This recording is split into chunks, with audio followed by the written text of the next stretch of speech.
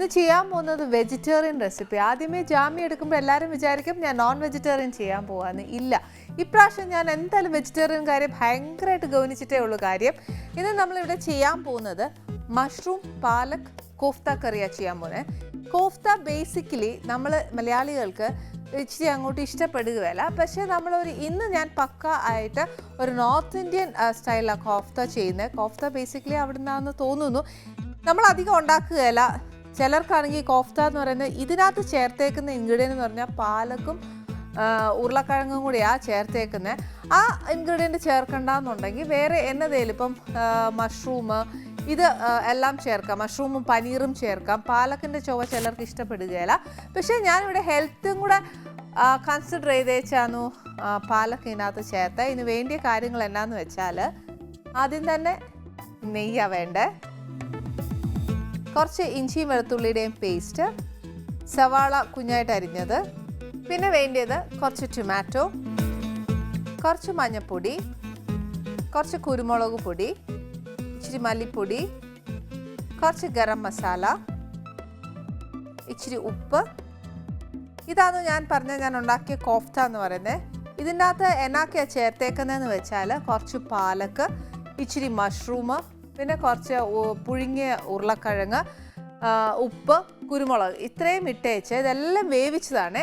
വേവിച്ചേച്ച് നല്ലോണം കുഴച്ച് അത് അഥവാ എന്നാ പറയുക ഉരുളക്കിഴങ്ങൊന്നും ശരിയായി അത് കുഴഞ്ഞു വന്നില്ല എന്നുണ്ടെങ്കിൽ അതൊന്ന് ബൈൻഡ് ആവാൻ വേണ്ടിയിട്ട് ഒരു ഇച്ചിരി മൈദായോ എന്നതേലും ഇട്ട് കൊടുക്കാം. അപ്പോൾ നല്ലോണം ഉരുള പിടിക്കാൻ നോക്കുവേ. അങ്ങനെ ചെയ്തേച്ച് ഫ്രൈ ചെയ്തെടുത്ത് വെച്ചേക്കുന്നതാണ് ഈ കോഫ്ത. നെക്സ്റ്റ് വേണ്ടിയത് കുറച്ച് മല്ലിയില, പിന്നെ എന്നാന്ന് വെച്ചാൽ കുറച്ച് ഫ്രഷ് ക്രീമാണ് വേണ്ടിയത്. ഇത് ഞാൻ പറഞ്ഞ ഫാറ്റ് കൂടുതലാണെന്ന് ചോദിച്ചാൽ ആണ്, പറയാതിരിക്കാൻ പറ്റില്ല. കാര്യം എന്നാ ഫ്രഷ് ക്രീമും ഉണ്ട്, നെയ്യും ഉണ്ട്, ഇതിലൊക്കെ ആയത് ഉണ്ടാക്കുന്നത്. പക്ഷേ ഇതിലൊന്നും ഉണ്ടാക്കിയില്ലെങ്കിലുണ്ടല്ലോ ആ രുചി പൊതുവേ നമ്മൾ ആൾക്കാർക്കൊക്കെ കോഫ്ത ഇച്ചിരി ഇഷ്ടപ്പെടാൻ ഇച്ചിരി പാടാണ്. എന്നാലും അതിന് ഇച്ചിരി രുചിയായിട്ട് നമ്മൾ ചെയ്യണം എന്നുണ്ടെങ്കിൽ അതിൻ്റേതായ ഇൻഗ്രീഡിയൻസ് ചേർന്നാലേ അറ്റ്ലീസ്റ്റ് നമുക്ക് ആ ഗ്രേവി എങ്കിലും ഇഷ്ടപ്പെടുത്തുള്ളൂ. പിന്നെ ഈ കോഫ്തയ്ക്ക് പാലക്കിൻ്റെ ടേസ്റ്റ് ഇഷ്ടമല്ല എന്നുണ്ടെങ്കിൽ ഞാൻ നേരത്തെ പറഞ്ഞ പോലെ പനീറാക്കാം, മഷ്റൂം തന്നെ ആക്കാം, പിന്നെ ടോഫു ആക്കാം, ഈ കോഫ്ത എന്നാ വേണേലും ആക്കാം. പിന്നെ ആ കോഫ്ത എന്നതാണോ അതാണോ ആ കറിക്ക് വരുന്ന പേര്, അത്രേ ഉള്ളൂ. ഇനി ഫസ്റ്റ് പാൻ ചൂടായി കഴിഞ്ഞാൽ ഇതിനകത്തോട്ട് ഒരു ഇച്ചിരി ഇഞ്ചിയും വെളുത്തുള്ളി, ഫസ്റ്റ് നെയ്യ് ഒഴിക്കുക.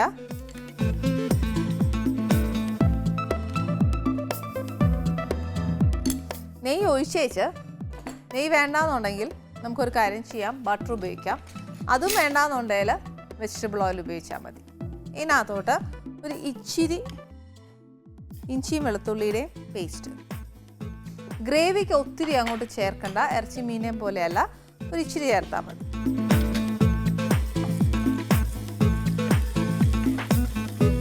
ഇഞ്ചിയും വെളുത്തുള്ളി നമ്മൾ വീട്ടിൽ നിന്ന് ഉണ്ടാക്കുന്നതാണെങ്കിൽ ഇതുപോലെ അങ്ങ് പൊട്ടിത്തെറിക്കുകയല്ല.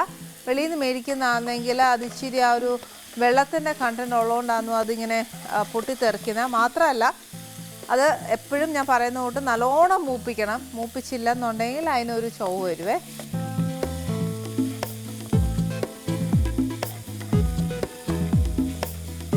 ഇതൊരു ഇച്ചിരി മൂത്ത് കഴിഞ്ഞാൽ ഇതിനകത്തോട്ട് നമ്മൾ അരിഞ്ഞു വെച്ചേക്കുന്ന സവാള, ഇത് എന്തോരം ഉണ്ടെന്ന് ചോദിച്ചാൽ ഒരു മുഴുത്ത സവാള അത്രയും മതി. ഒരു 10 കോഫ്ത ഉണ്ടാക്കാനുള്ള കറിയായി പറയുന്നത്, 10 കോഫ്ത ഉള്ള ഒരു കറി. അപ്പോൾ അതിന് വേണ്ടിയിട്ട് ഒരു മുഴുത്ത സവാളയോ അല്ലെങ്കിൽ മീഡിയം സൈസിൽ ചെറുത് 2.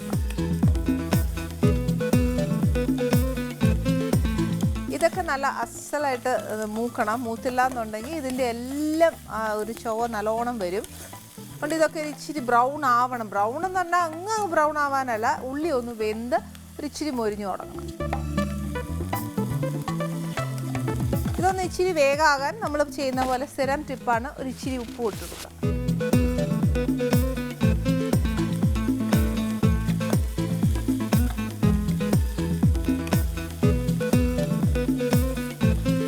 ഇപ്പോൾ ഉള്ളി ഒന്ന് വെന്തു, ഞാൻ പറഞ്ഞ പോലെ അത് അതൊരു ഇച്ചിരി ബ്രൗൺ ആവാൻ തുടങ്ങിയിട്ടുണ്ട്.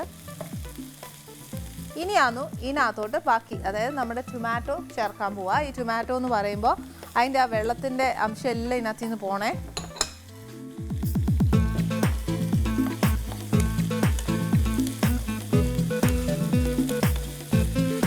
നല്ല അസലായിട്ട് വഴറ്റി എടുക്കണം, ഇല്ലാൽ കറി ശരിയാവുകയില്ല.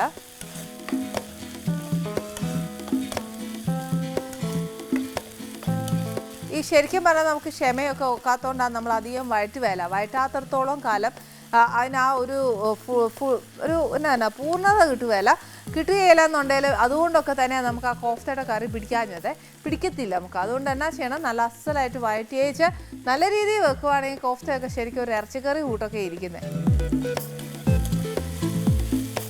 ഇനിയിപ്പോൾ അഥവാ ഇതിനകത്ത് വെജ് അല്ലാതെ ചേർക്കുവാണെങ്കിൽ ഇറച്ചിയിടാം, ഏത് വേണേലും നമുക്ക് ഇഷ്ടമുള്ള പോലെ ചേർക്കാം.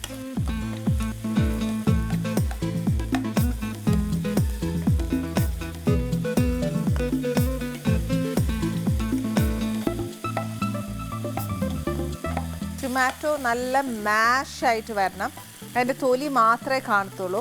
അപ്പം അങ്ങനെ പോകുമ്പോൾ മാത്രമേ ആ ഉള്ളിയും ടൊമാറ്റോ ഒക്കെ നല്ലതായിട്ട് വെന്തതായിട്ട് വരത്തുള്ളൂ. ഇപ്പം ആ തൊലിയിൽ നിന്നൊക്കെ വിട്ട് തുടങ്ങി അതിൻ്റെ ദശ ആ ഉള്ളിയായിട്ട് അങ്ങ് ചേരുവാണ്.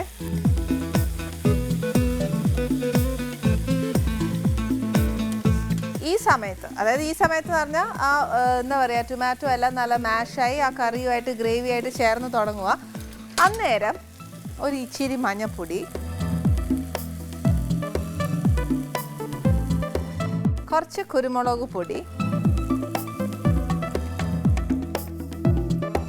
കുറച്ച് മല്ലിപ്പൊടി ഒരു 2 ടീസ്പൂണോളം ഇട്ടു. ഒരു ഗരം മസാല 1 ടീസ്പൂൺ ഇടുവാന്നുവെങ്കിൽ ഒരു ഹാഫ് ഇപ്പം ഇടുക. പിന്നെ ലാസ്റ്റ് നമ്മൾ വാങ്ങാൻ നേരം ഒരു ഇച്ചിരി കൂടി ഇടണം.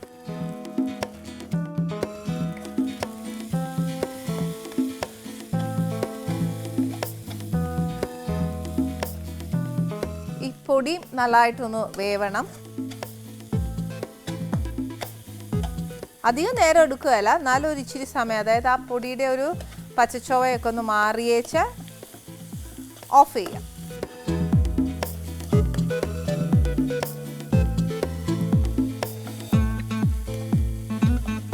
ഇപ്പോൾ പൊടി എല്ലാം മൂത്തിട്ടുണ്ട്.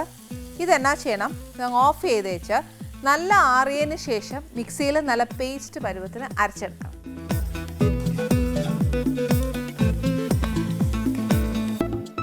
ഇപ്പം നമ്മൾ ആ റെസിപ്പിയിൽ നമ്മൾ ആ കംപ്ലീറ്റ് എന്താ പറഞ്ഞ വഴറ്റിയ സാധനങ്ങൾ കംപ്ലീറ്റ് ആയിട്ട് ഞാൻ അരച്ചിട്ടുണ്ട്. ഇനി എന്നാ ചെയ്യണമെന്നറിയോ, തിരിച്ച് നമ്മൾ ആ അരയ്ക്കുന്ന പേസ്റ്റ് ഇതിനകത്ത് ഒഴിക്കണം. ഇതിനകത്ത് ഒഴിക്കുന്നതിന് മുമ്പ് ചിലരെന്നാ ചെയ്യും, ഇതിൻ്റെ കൂടെ തന്നെ ഒരു ഇച്ചിരി നെയ്യ് ഒഴിച്ചേച്ച് ഇതിന് വേണമെങ്കിൽ ഒരു ശകലം ജീരകം ഇടാം. ജീരകം കൂടി ഇടുമ്പോഴാണ് അതിന് ആ ഒരു നോർത്ത് ഇന്ത്യൻ ഫ്ലേവർ വരുന്നത്. വേണമെങ്കിൽ, പക്ഷെ ഒരുപാട് നമുക്ക് ആ ഫ്ലേവർ ഇഷ്ടപ്പെടുകയല്ല.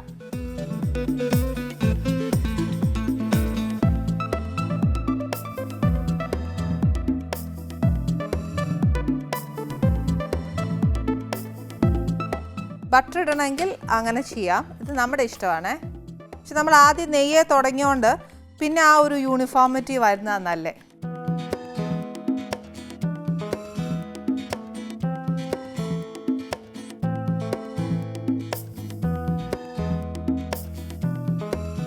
ശരിക്കും ഉള്ളി വഴറ്റാൻ നേരം മാത്രമേ നമ്മളൊരു ഇച്ചിരി ഉപ്പ് ഇട്ടിട്ടുണ്ടായിരുന്നുള്ളൂ, അല്ലാതെ ഉപ്പ് ഇട്ടില്ല. ഇനി നമ്മുടെ ഗ്രേവിക്ക് എന്തോരം ഉപ്പാണ് വേണ്ടതെന്ന് വെച്ചാൽ അതനുസരിച്ച് ചേർക്കുക. കോഫ്തയ്ക്കകത്ത് ഉപ്പ് ഉണ്ട്, അപ്പം അത്രയും വേണ്ട, ഗ്രേവിയുടെ ഉപ്പ് മാത്രം ഇപ്പം നോക്കി വെച്ചാൽ മതി.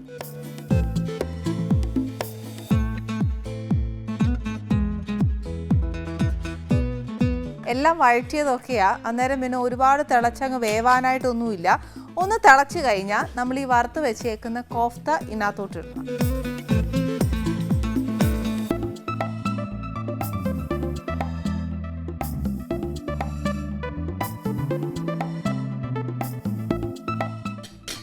ഇതിൻ്റെ കൂടെ കുറച്ച് ഫ്രഷ് ക്രീം, ഒത്തിരി അല്ല, ഇതിൻ്റെ പകുതി. എന്നാന്നോ ആ ഗ്രേവിക്കകത്തോട്ട് ആ ഫ്രഷ് ക്രീമിൻ്റെ ടേസ്റ്റ് വരണം, കോഫ്തയ്ക്കകത്ത് അതിനകത്ത് ഒരു ഫ്രഷ് ക്രീമിൻ്റെ ടേസ്റ്റ് വരണം. അപ്പോൾ ഒരു ഹാഫ് ഒഴിക്കുക.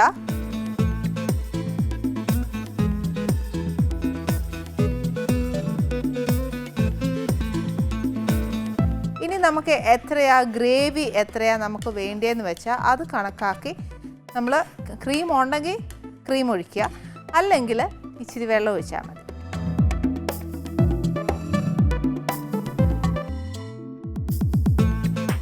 ഇനി കുറച്ച് നേരം കറി ഒന്ന് തിളച്ചേച്ച് നമുക്ക് ആ എന്നാ പറയുക കോഫ്തയുടെ ആ ഒരു ടേസ്റ്റും നമ്മുടെ ഗ്രേവിയുടെ ഒരു ടേസ്റ്റും കൂടെ ഇതിനകത്തോട്ട് മെർജ് ആവണം.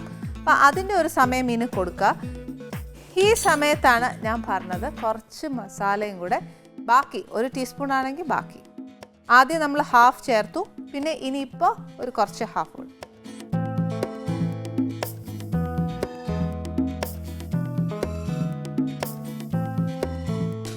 അന്നേച്ച് ഒരു ഇച്ചിരി നേരം ഒന്ന് അടച്ചിടണം. അടച്ചിട്ട് കഴിഞ്ഞാൽ അതിൻ്റെ ആ ടേസ്റ്റ് രണ്ടും കൂടെ ഇറങ്ങണം. അതായത് കോഫ്തയുടെ ടേസ്റ്റും ഇറങ്ങണം, നമ്മുടെ കറിയുടെ ടേസ്റ്റും ഇറങ്ങണം, ഗ്രേവിയുടെ ടേസ്റ്റ്. ഇത് രണ്ടും കൂടെ മേർജ് ആകുമ്പോഴേ കോഫ്ത കറി ആവത്തുള്ളൂ. ഒരു 5 മിനിറ്റ്സ് കഴിയുമ്പോഴത്തേക്ക് ബാക്കി ക്രീമും കൂടെ ചേർത്തേച്ച് മല്ലിയില വേണമെങ്കിൽ ഇടാം, ഇട്ടേച്ച് ഓഫ് ചെയ്താൽ മതി. മല്ലിയിലയുടെ ഫ്ലേവർ കൂടുതൽ വേണ്ട, കസൂരി മേത്തി വേണമെന്നുണ്ടെങ്കിൽ അത് ചേർക്കാം.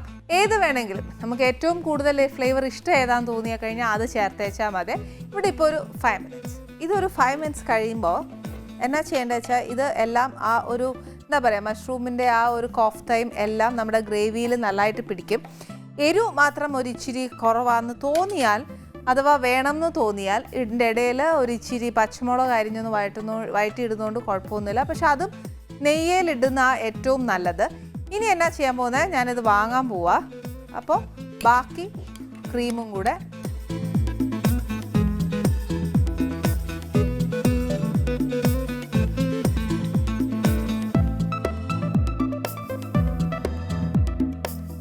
ഇതിനകത്തോട്ട് ഇച്ചിരി കൂടുതൽ മല്ലിയിലയും കൂടി ഇടുക.